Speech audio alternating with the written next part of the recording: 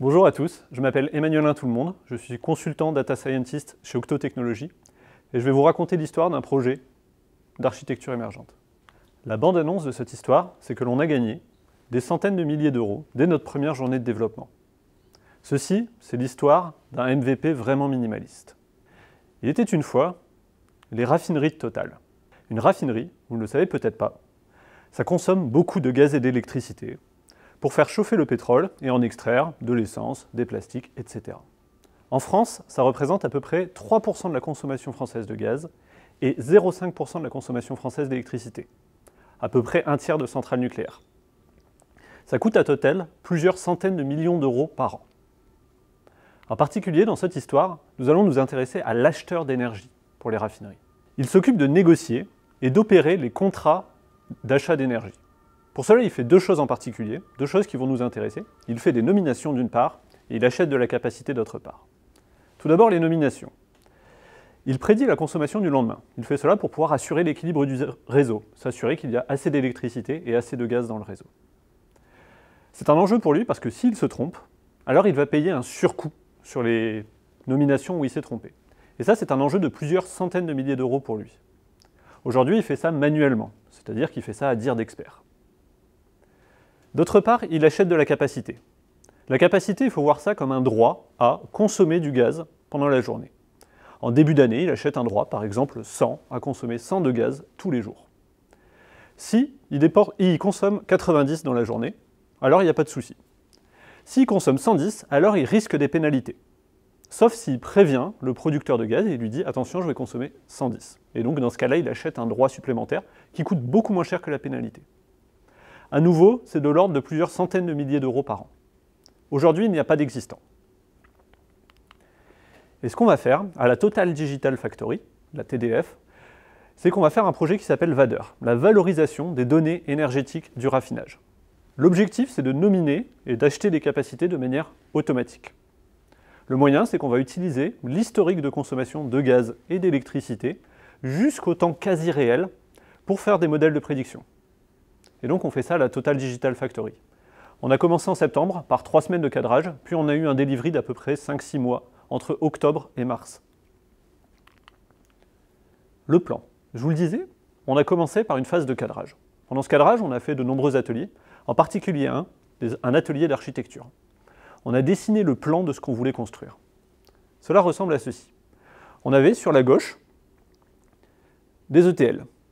Des ETL pour prendre les données depuis les providers de gaz et d'électricité et les amener dans notre data lake. Puis on monte au-dessus vers une brique qu'on a appelée de model builder, quelque chose qui va servir à construire les modèles de machine learning. Puis une fois construits, ils sont stockés.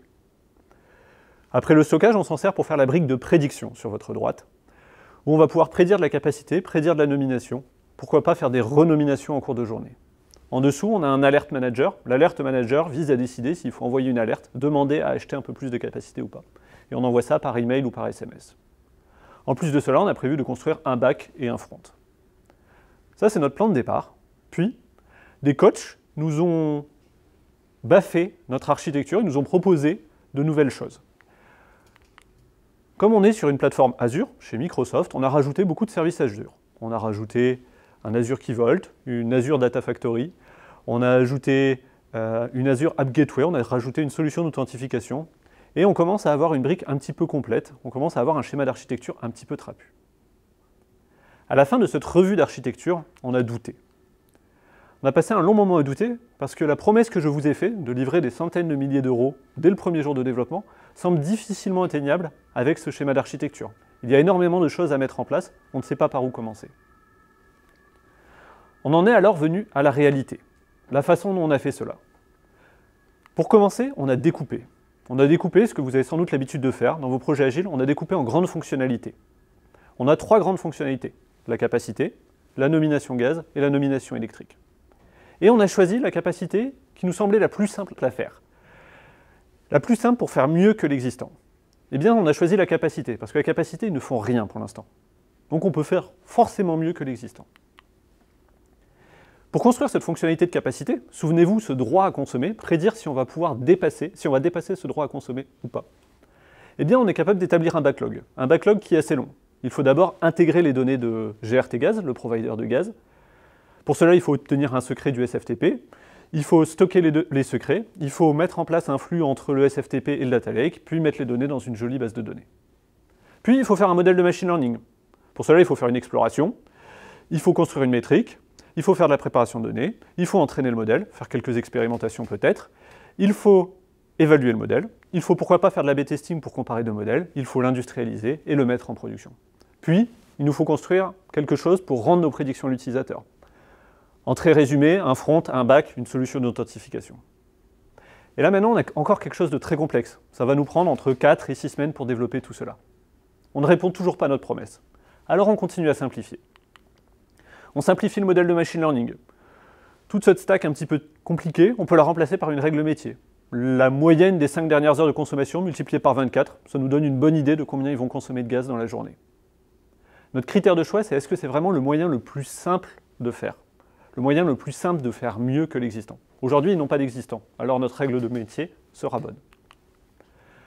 Faire un front, faire un back, une solution d'authentification, on peut simplifier ça en prenant un screenshot, une capture d'écran, et en l'envoyant par Teams à nos utilisateurs. Et on a gagné à nouveau au moins 2 semaines de développement. Puis l'ingestion de données. L'histoire amusante ici, c'est que c'est notre utilisateur qui a proposé cette solution. Plutôt que de tirer des flux, on pourrait extraire à la main les données, et il nous les envoie, on fait notre prédiction, on lui envoie un screenshot. Et c'est comme cela qu'on est en production dès le premier jour. C'est comme cela qu'on peut leur faire gagner de l'argent dès le premier jour. Ce que vous voyez à l'écran, c'est les captures d'écran que l'on a fait pendant les premiers jours de notre projet.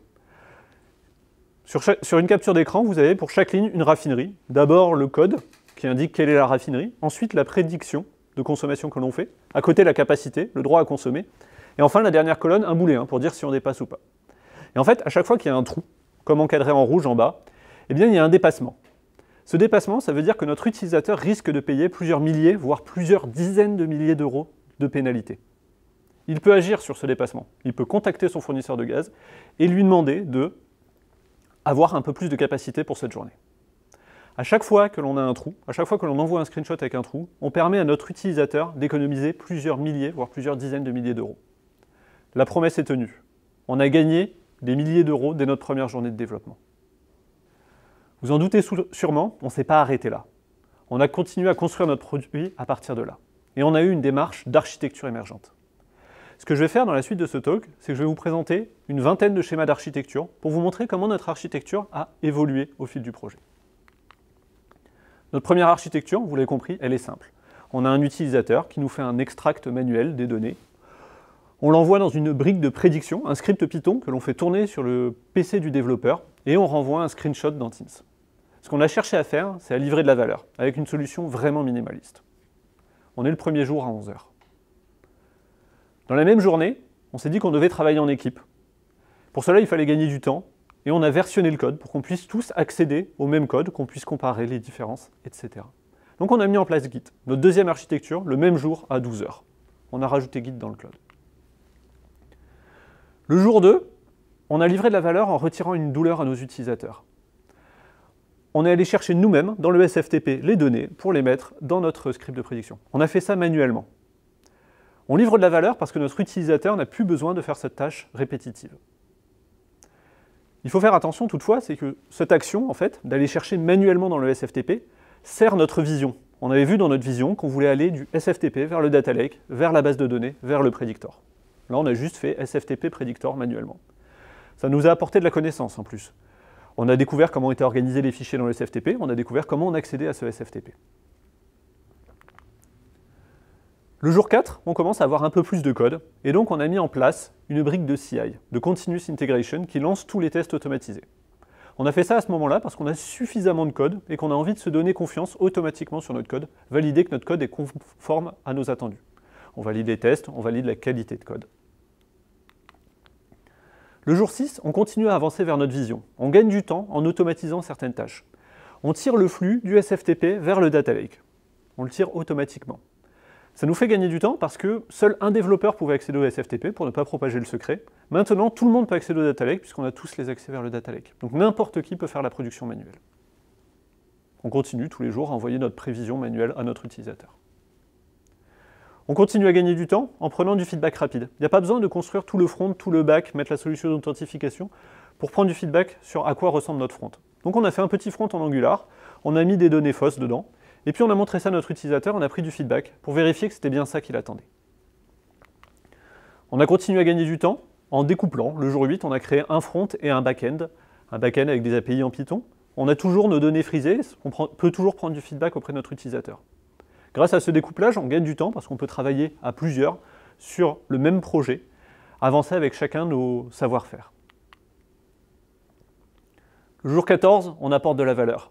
Plutôt que de mettre des données frisées, on met des vraies données dans notre projet. Alors il faut développer un script d'ETL qui prend les données depuis le data lake et qui les amène dans notre base de données.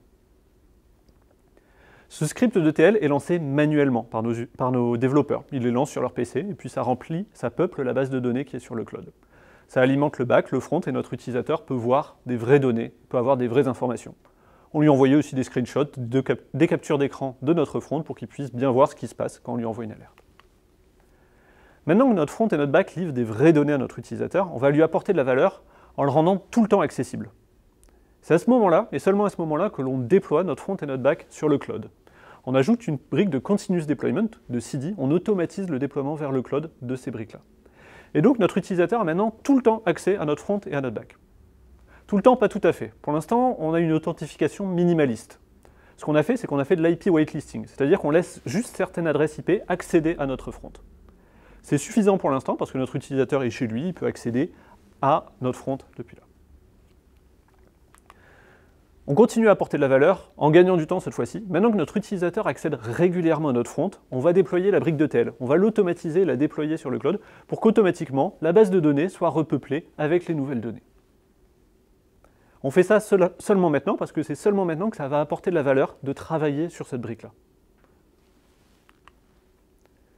On continue à apporter de la valeur en ajoutant une brique de sécurité, en ajoutant une brique d'authentification. Cette brique d'authentification permet à notre utilisateur d'accéder à la solution depuis n'importe où, tant qu'il peut se connecter, et pas juste depuis chez lui avec son adresse IP. Cette brique d'authentification apporte de la valeur également parce que ça va permettre à notre solution d'être pérenne. Le fait d'avoir cette brique d'authentification est un prérequis au sein de Total pour que la solution reste en production. En fait, ce que je vous dis, c'est que la sécurité, c'est une fonctionnalité pour notre utilisateur. Ça lui apporte de la valeur.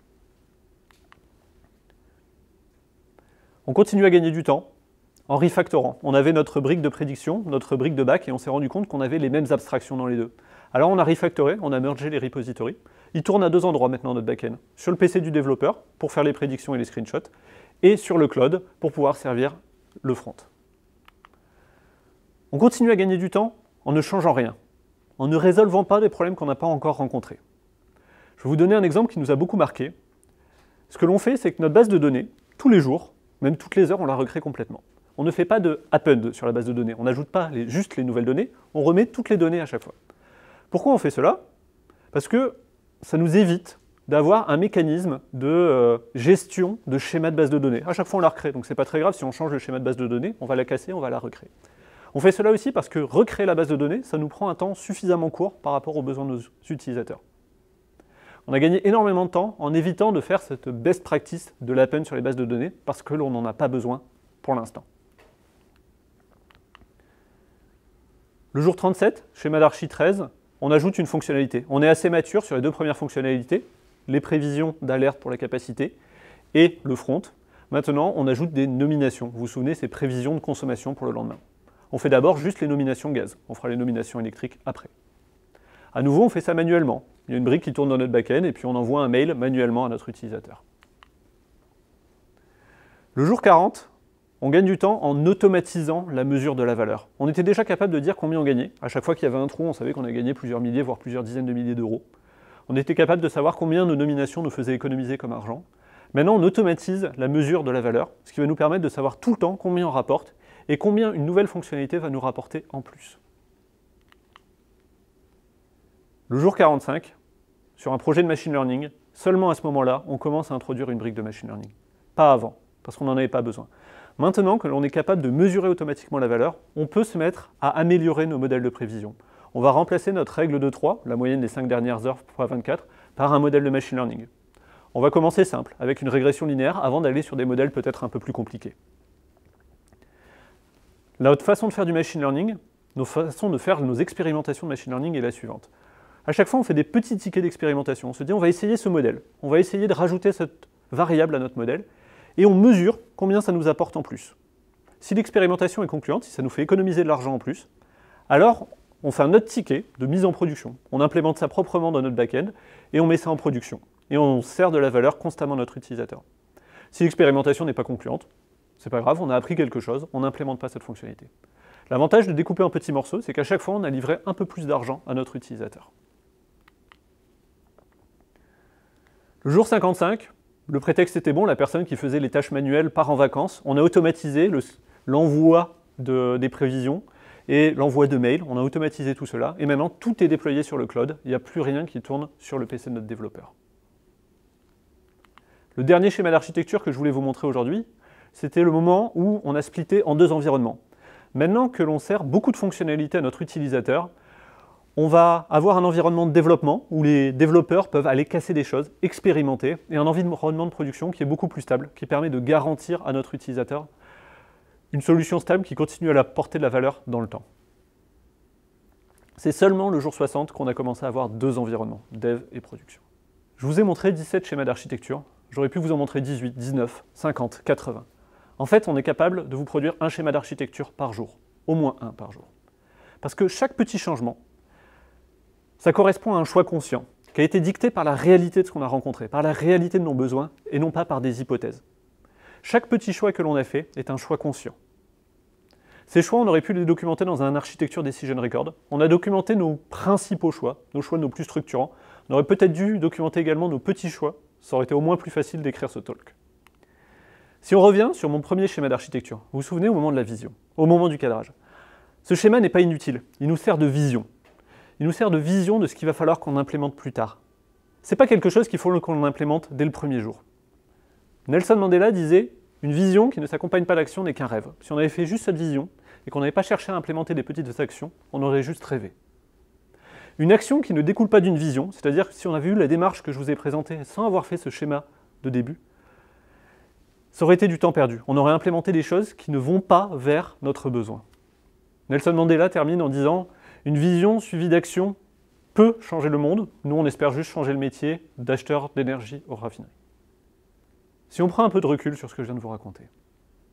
Tout d'abord, je voudrais vous parler de la difficulté qu'il y a de faire simple. Ça peut paraître simple, ce que je vous ai présenté. À chaque fois, c'est des petits changements qui se justifient bien, qui sont logiques. En fait, ça ne l'est pas. Ça ne l'est pas parce qu'il faut se battre contre plein de choses. Il faut se battre, entre guillemets, contre soi-même et contre l'équipe de développement qui va vouloir faire des choses à l'état de l'art, pour faire de l'état de l'art. L'exemple de l'Appen sur les bases de données dont je vous parlais tout à l'heure, alors qu'en fait, recréer la base de données suffisait. Se battre contre le métier à qui on a vendu une IA super puissante qui va faire des super belles choses, alors qu'en fait, une règle métier était suffisante pour commencer. L'IT qui va avoir des réflexes parfois surdimensionnés. On va nous demander une redondance géographique de notre base de données, alors qu'en fait, on est juste en France et on n'a pas besoin de haute disponibilité. On va devoir se battre contre les architectes qui vont vouloir nous mettre tout l'outillage data. Une façon de stocker les modèles, une façon de versionner les modèles, alors qu'en fait, on commence sans modèle. Il va falloir se battre contre la culture d'entreprise qui pardonne parfois plus les échecs quand le projet a l'air compliqué, quand les outils manipulés sont importants, sont complexes, que quand ça a l'air simple. Mon retour d'expérience en tant que tech lead dans cette équipe, c'est que commencer dur, c'est difficile, continuer à faire dur, c'est encore plus difficile. En fait, faire simple, c'est ce qui prend 90% de l'énergie du tech lead dans le projet. Blaise Pascal disait « Je vous écris une longue lettre car je n'ai pas le temps d'en écrire une courte. Je vous fais un projet compliqué car je n'ai pas le temps d'en faire un simple. » La deuxième prise de recul que je veux vous faire, c'est sur les choix que l'on a fait. En fait, tous les choix que l'on a fait doivent servir deux objectifs. Soit apporter de la valeur, soit gagner du temps.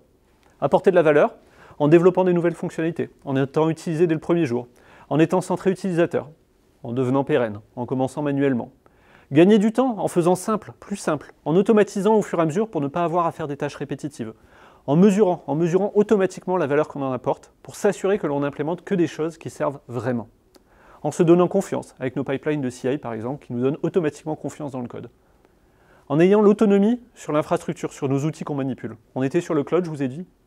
Il aurait été difficilement envisageable d'avoir cette démarche s'il fallait faire un ticket 15 jours à l'avance pour demander une nouvelle base de données. Il nous fallait une base de données, en 2 clics ou en quelques lignes de Terraform, on l'avait. Finalement, les bénéfices de cette approche. Côté utilisateur, Il y a bien sûr les euros qu'ils ont gagnés dès le premier jour, mais aussi la confiance qu'ils ont construite dans l'équipe sur le fait qu'on va être capable de leur livrer ce qu'ils voulaient. On a également une boucle de feedback ultra rapide. Côté équipe, on a une satisfaction forte de ce qu'on fait, parce qu'on est utilisé, parce que ça sert, parce que ça rapporte de l'argent. Et on a évité un sprint zéro un petit peu difficile pour notre Ops, qui aurait dû tout implémenter dès le début pendant que le reste de l'équipe aurait attendu qu'ils finissent. Et puis côté IT total, tous les choix d'architecture que l'on a fait sont justifiés par un besoin. Donc ils ont confiance que chaque brique que l'on utilise est vraiment nécessaire. Et on leur garantit d'avoir le minimum nécessaire à maintenir. En guise de morale, je vais vous proposer quelques takeaways. Le premier, c'est que faire simple, ça va vous permettre d'éviter le surengineering et ça va vous permettre d'atteindre vos objectifs organisationnels plus vite. Être agile, c'est un état d'esprit. L'architecture émergente, c'est en fait l'incarnation de l'agilité en architecture. Le schéma d'architecture que vous faites en phase de cadrage vous sert de vision vers où vous allez aller. Puis, vous recommencez de zéro, vous partez simple. Vous mettez des petites actions qui vous emmènent vers cette vision. Merci beaucoup de m'avoir écouté et si vous avez des questions, surtout n'hésitez pas.